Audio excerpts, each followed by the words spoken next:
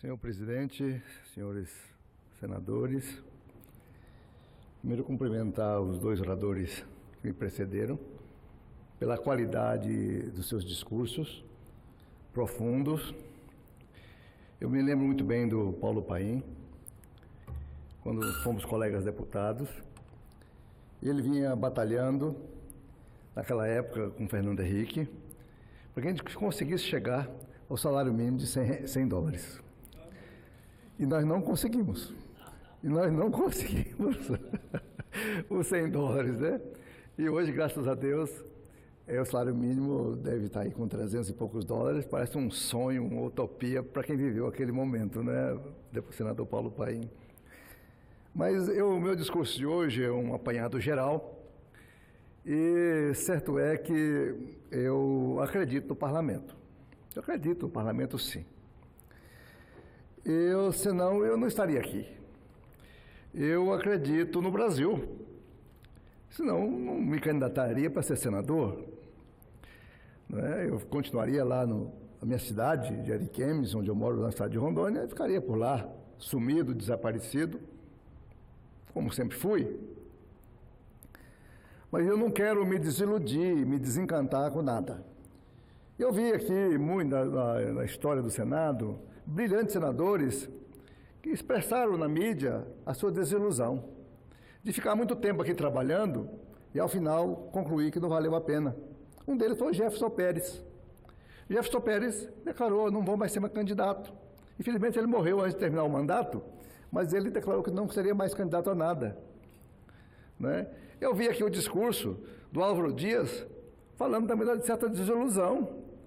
E agora, esses dias atrás, fui meio desiludido, desencantado, e um brilhante senador, valoroso, fantástico. Eu recebi um zap aí, que o Rui Barbosa também, ao final, declarou a sua desilusão com o Senado, com a política brasileira, depois que ele perdeu a eleição para Hermes da Fonseca, em 1910. Então, eu falo assim, mas será possível que pessoas tão brilhantes vão se desiludir do Brasil, vão se desencantar do Brasil? Para mim é um prejuízo muito grande, não é? Enquanto a gente pode realmente trabalhar para ir avançando passo a passo, como o Paim, teimoso como ele é, vem lutando, assim, de uma maneira missionária, para essas conquistas que ele tem conquistado gradualmente. Mas eu fico olhando o Brasil hoje, eu comparo o Brasil com um tambor. Esse tambor que a gente vê no posto de gasolina, de 200 litros, cheio de água, né? Um tambor. Mas esse tambor tem 200 furos esguinchando água. Cada buraco do tambor é uma tragédia. A tragédia de Brumadinho é um buraco esguichando água desse tambor brasileiro. E assim hoje, lá no meu querido time do Flamengo, hoje, um incêndio matou 10 meninos queimados essa madrugada. É outro buraco do tambor, que é o Brasil.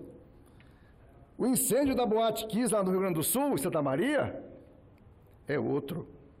E assim vai, é buraco daqui, é buraco daqui, é a criminalidade, é a matança de gente, é o quê, é isso, aquilo, outro, é o noticiário da tarde, cheio disso, cheio daquilo, a buraqueira vazando. A buraqueira vazando. Muito bem. E nós vamos fechar cada buraco desse. Vamos passar solda nesse tambor que é o Brasil. Fechando buraco a buraco. E o maior deles fica lá embaixo, uma enxurrada de água vazando, esvaziando o tambor Brasil, é o buraco da educação. É o buraco da péssima qualidade da educação. É o buraco que escorre o compromisso com as gerações futuras. É a falta de concepção. Quem é que vai suceder a nós todos daqui 30 anos? Qual é a geração que nós estamos formando hoje? O menino que nasce, o menino de 3 anos, O adolescente de 14 anos, quem é que vai cuidar desse menino para que ele seja um cidadão decente no futuro? Isso é a minha preocupação. E é por isso, senhor deputado, que eu vou falar pouco aqui no Senado. Os meus discursos serão focados em um só tema. Eu serei um senador de uma nota só. Eu só vou falar em educação. Eu só vou falar em educação, se eu tiver 8 anos, é 8 anos falando de educação. Eu vou me especializar. Eu vou ser seguidor de Álvaro Vale. Eu vou ser seguidor de Darcy Ribeiro. Eu vou ser seguidor de João Calmon. Eu vou ser seguidor de Cristóvão Buarque. Vou pegar tudo que eles escreveram.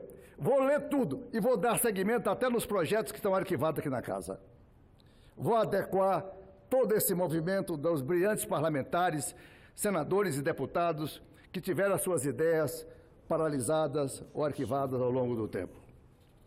Mas ontem eu vi o senador Jorge Cajuru falar sobre Brumadinho. Ele assim, contando aqui, decantando com a sua facilidade de expressão, com a sua oratória dinâmica maravilhosa, ele falando sobre Brumadinho e Mariana. Não tem muito o que falar sobre Brumadinho. Tudo já foi falado, mas a gente tem que chorar. Nós temos que, numa situação dessa de dramática, as palavras às vezes não resolvem muito. Nós temos que abraçar e chorar. Chorar pelo acontecido. Chorar por aquela lama. Chorar por aquela onda gigante que desceu goela abaixo pelo rio, levando todo mundo, destruindo todo mundo. Olha, eu acredito que aquelas pessoas não tiveram nem tempo de reagir, nem tempo de pensar, nem tempo de imaginar como é que eu saio dessa. E foram levados e desaparecidos. Hoje tem 157 mortos e 134 já identificados e ainda 182 desaparecidos. E assim vai. Mas eu fico pensando, e esse buraco, a gente vai esquecer dele? Assim como nós esquecemos de Mariana, assim como já esquecemos da matança de garimpeiro na reserva de Roosevelt, lá em Rondônia, na época do diamante. É assim que nós vamos esquecer todos os dramas existentes do passado, as tragédias existentes. Nós vamos esquecer de tudo isso? Isso vamos cair no esquecimento?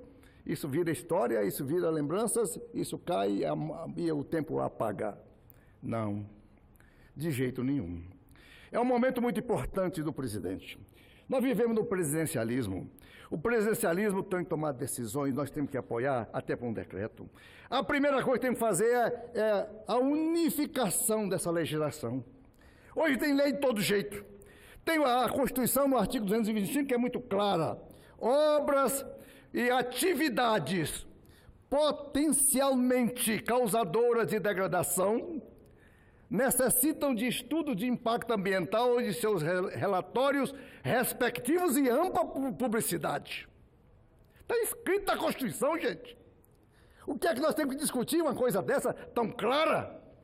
Então, aí nós temos que agora pegar essa bagunça de lei, de resolução, de decreto, de coisa, de portaria, de normas, que um e outro menino que chega nesses ministérios, que chega no IBAMA, que chega aqui, chega acolá, fica metendo canetada, sem nem ler nada, sem entender coisa nenhuma, e uma divergindo da outra. É necessário uma padronização legal para esse inferno que é o mundo das mineradoras brasileiras. Eu fui governador, combati bastante a exploração do ouro no fundo do rio Madeira.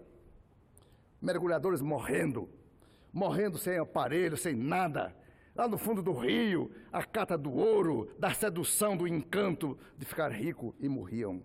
Morreram muitos, morreram demais, incontáveis mortes.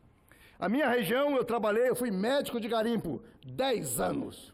10 anos da minha vida eu trabalhei como médico dentro de garimpo de estanho, lá nas regiões, nas florestas, lá do Grupo Paranapanema, viajando de teco-teco, de Ariquemes, para Pitinga no Amazonas, São Francisco, Igarapé Preto no Mato Grosso.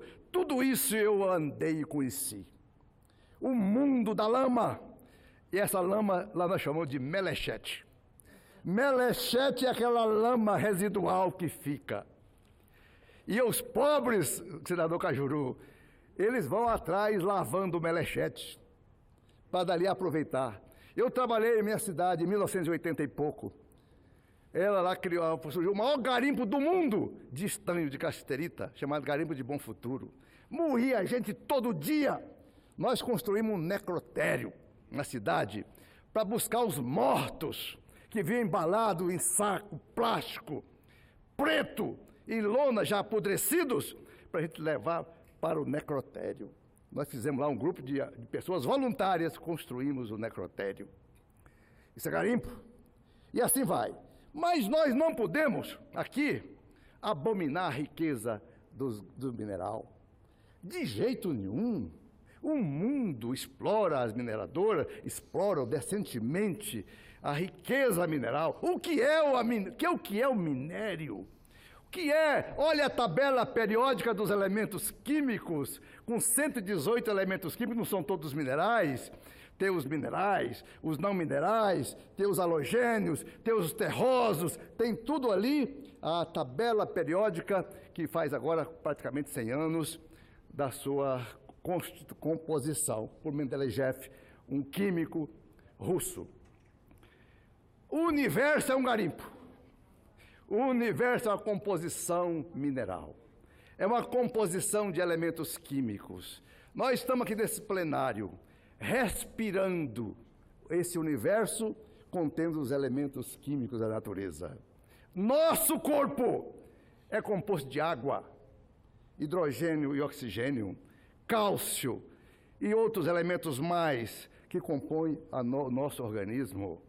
Então, nós somos também uma composição mineral, uma composição química. Então, minha gente, os minérios são importantes. São riquezas vivas, geram empregos, mas precisa de normas, precisa de princípios. Aí sobe o Estado no sentido de regulamentar, no sentido de regular, no sentido de gastar, no sentido de fiscalizar, no sentido de fazer as licenças ambientais corretas, os licenciamentos no tempo certo. Há uma crítica, os mineradores são fortes, entram aqui no Congresso, fazem o lobby, derruba o código. Derruba o código e termina que o código fique como eles bem querem. Não. O Estado, sim. O Estado tem esse poder de regulação. O Estado é uma ficção de poder, mas ele tem que botar ordem na casa e deixa o pessoal trabalhar. Mas não matar, não dizimar.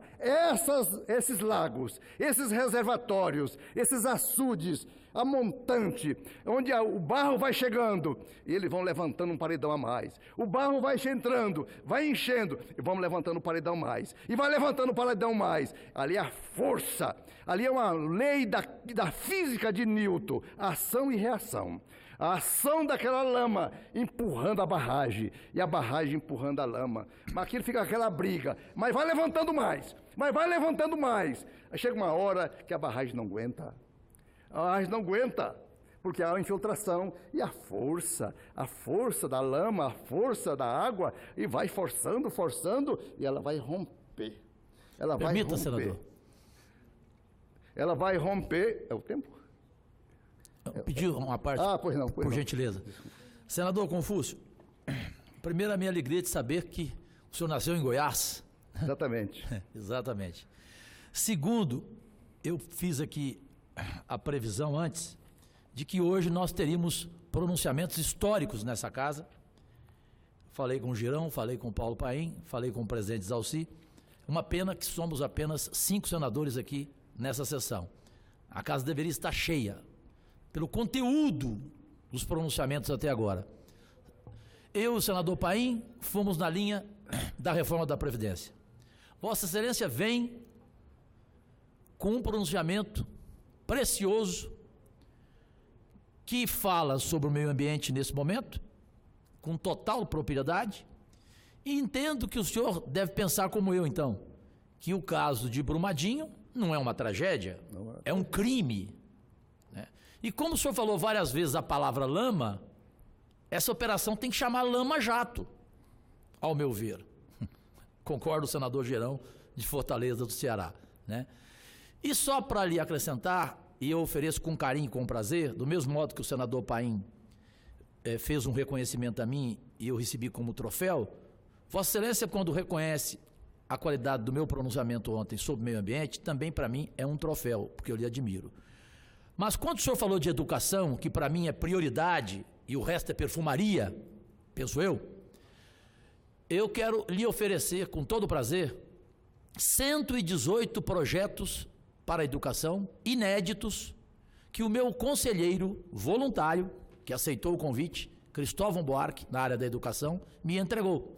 Eu quero oferecer a cópia para Vossa Excelência e o senhor escolhe qual que gostaria de entrar junto comigo, porque são projetos da gente chorar, o senhor falou a palavra chorar, da gente chorar pelo brilho deles e pela importância deles no que tange a educação. Parabéns, siga em frente com o seu pronunciamento, desculpe. Muito obrigado, eu incorporo impedi-lo aqui. O seu aparte ao meu texto. Confúcio, dentro do limite, se tiver um minuto, eu aceitarei. Tá bem. Eu Mas também, a prioridade é para o senador que não falou ainda. Exatamente. Olha, eu fico extremamente feliz em estar participando dessas sessões não deliberativas, porque é um aprendizado. A qualidade dos pronunciamentos que vem de muita experiência, né, e brotam do coração, eu tenho muita gratidão por estar aprendendo aqui nessas sessões. Eu queria me colocar na fila, senador Cajuru, após o senador Confúcio, para escolher alguns desses projetos sobre educação, que é algo realmente que me toca na alma. Eu tive com o senador Cristóvão, nós conversamos sobre algumas ideias, eu admiro muito o senador Cristóvão, e eu tive uma experiência, até comentei com ele, na Índia. Vocês que são apaixonados por educação, essa experiência que eu tive há 10 anos me marcou profundamente. Uma região extremamente pobre, ali na área norte da Índia. Eu fui fazer umas visitas para conhecer e me perdi. Naquela época não tinha Waze, não tinha... E eu me perdi e tinha uma criança embaixo de uma árvore, uns 10 anos de idade, 12 anos de idade, com os óculos, tipo os óculos do Cajuru, assim, bem fortes, bem com muito grau. E ela estava lendo um livro dessa grossura e eu perguntei, olha, você sabe onde é que fica aqui o ashram? Tal. Aí a pessoa disse, a criança disse, boa tarde. Já foi boa tarde, tudo bem com o senhor? Fica por aqui, o senhor vai, pega ali à esquerda, tudo em inglês. Não é educação. E eu fui depois, quando eu cheguei no ashram, eu fui perguntar qual é essa educação que está sendo implementada aqui. E é uma grande revolução silenciosa que está acontecendo lá, senador Confúcio. Um exemplo é a educação de valores humanos.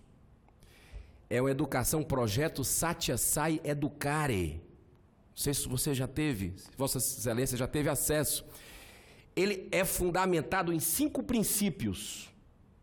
Já tem aqui no Brasil escolas, em São Paulo, lá no Ceará, tive a oportunidade de levar para lá. Não tem 1 centavo de dinheiro público. Só para permitir a conclusão, é baseada em princípios como a verdade, a retidão, a não violência, o amor e a paz. Vou dar um exemplo bem rápido de matemática. Como é que nós aprendemos exercício de matemática? Assim, um exemplo bem clássico. Tem 5 maçãs em um cesto. Passou uma pessoa, pegou 3. Quantas maçãs ficaram, senador Paim? 2 maçãs. Olha o método. Tem 5 maçãs no cesto. Passou uma criança com fome na rua. O dono das maçãs doou 3 maçãs para ela. Quantas maçãs ficaram? 2. O resultado matemático é o mesmo. Só que você colocou amor, solidariedade, cooperação. É isso que a gente precisa na nossa sociedade. A concorrência ser substituída pela cooperação, o valor da cooperação. Então, eu acredito muito, são os alunos mais disputados quando chegam na universidade, porque lá esse método vai até a universidade, são os formandos mais disputados por grandes empresas americanas, da Europa, porque eles têm valores muito fortes, valores éticos, princípios, né? E é isso que a gente precisa estimular, o caráter, né, do ser humano. Para encerrar, eu queria dizer para o senhor começou falando da questão desse momento que a gente vive no Brasil, citou Rui Barbosa, algumas decepções, citou Jefferson Pérez, né? Mas eu acredito que nós estamos vivendo no Brasil um momento único, ímpar, aproximando tanto o governo executivo, o governo legislativo, aqui as casas do Senado, da Câmara. Esse é o desafio da gente, do povo brasileiro. Então, Platão, 350 anos antes de Cristo, ele colocava uma coisa que ficou claro nessas eleições e nós temos o desafio de levar adiante. Ele dizia o seguinte: o destino das pessoas boas e justas que não gostam de política é serem governadas por pessoas nem tão boas e nem tão justas que gostam de política. O povo brasileiro começou a gostar de política, está acompanhando a política, e isso é muito importante para esse momento novo que nós vamos viver. Grande abraço, muito parabéns obrigado. E desculpe a parte. Muito obrigado. Deputado, senador Paulo Paim. Senador Confúcio, como já usei a tribuna, eu vou tentar ser o mais conciso possível. Primeiro, cumprimentar a Vossa Excelência. Nós somos deputados na Câmara Federal, juntos, um bom período, dialogamos muito e, na maioria das questões, votamos juntos. Me lembro eu que conversávamos muito, tinha essa liberdade. Mas quero cumprimentar a Vossa Excelência por ter iniciado com essa palavrinha pequena, mas gigante: educação. Eu gostei de ouvir Vossa Excelência dizer: serei um senador, podem dizer, mas Vossa Excelência mostrou que é muito mais amplo do que eles podem imaginar, o senador de uma tecla só. E aí Vossa Excelência lembrou aquela história do salário mínimo. Eu vi muita gente dizer, que tenta desconstituir o adversário político, né? Dizia: o Paim é o senador de uma tecla só do salário mínimo. É verdade. O salário mínimo nós resolvemos há não sei quantos anos, depois de viajamos numa comissão mista de deputados e senadores, e resolvemos. Queremos essa política de inflação mais PIB. Viajamos o Brasil todo. E nunca mais eu discuti salário mínimo, que cheguei ao objetivo de ter uma política com a inflação mais PIB, que tirou o salário mínimo de $60 e é $300. De lá para cá, claro que eu não vou relatar, foram mais de 100 leis aprovadas. Mas quero mais cumprimentar a Vossa Excelência. Obrigado. Essa visão humanitária, que eu vi de Vossa Excelência, com muita tranquilidade, e dos 3 senadores que estão aqui no plenário. A visão humanitária, de solidariedade, a palavra amor, que eu estou vendo ouvir aqui nesse plenário a palavra amor. Mas só para terminar, Brumadinho, logo que eu vi, eu confundi com Arrumadinho. É o que eu ouvi, né? Então eu diria, como seria bom se lá fosse tudo arrumadinho, como cada um arruma nas nossas casas. Que os donos da Vale do Rio Doce, que compraram a Vale por 3 bi, hoje ela vale mais que 300 bi, tivesse essa visão de amor, de solidariedade, e investisse na segurança das barragens para a gente não estar chorando, junto com o Brasil e o mundo, mais de 300 mortos. Olha, eu vi um depoimento, e aqui eu termino, que diz que esse é o maior, o termo não é acidente, né? O maior crime cometido contra a natureza, e a natureza reagiu, no mínimo, do último século. E aqui no Brasil pela segunda vez. Parabéns a Vossa Excelência.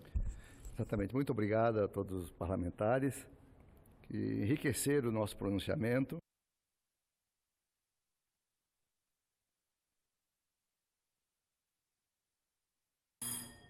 encaminhando para o encerramento, mas eu gostaria bastante de destacar aqui, como eu fiz essa metáfora do tambor furado, que esse acontecimento de Brumadinho, ele não se repetisse mais, em lugar nenhum. De cara, os órgãos ambientais devem proibir definitivamente esses tipos de reservatórios com a montante em todo o país, paralisar e já aumentar a fiscalização. Como nós sabemos que a quantidade é enorme de técnicos de boa qualidade dos Ministérios de Meio Ambiente e outros tantos que estão aposentando. O quadro de pessoal está deficitário e que o governo vai precisar de gente nova, qualificada para fazer esses licenciamentos. Então, para que possamos não prejudicar os empreendimentos, mas ao mesmo tempo oferecer segurança. Eu acredito piamente que é muito importante as empresas. Até digo, assim também com uma força de expressão muito rica, que a empresa e as pessoas são o próprio Estado. O Estado são esse conjunto. E que o governo federal, que é temporário, que entra aí, sai e vai embora, deve aproveitar este momento histórico para fazer bem feito cada acontecimento que lhe surgir à frente. Então, essa é a minha opinião, esse é o meu desejo precioso de não negligenciar. E hoje cedinho eu recebi uma palavrinha de uma amiga nossa poetisa lá de Rondônia, a Regina, que falou assim: do avesso da vida, faça versos e descomplique. Então nós temos que descomplicar. Isso é a sabedoria de uma poetisa nossa lá do estado de Rondônia. Do avesso à vida, faça versos e descomplique. Muito obrigado.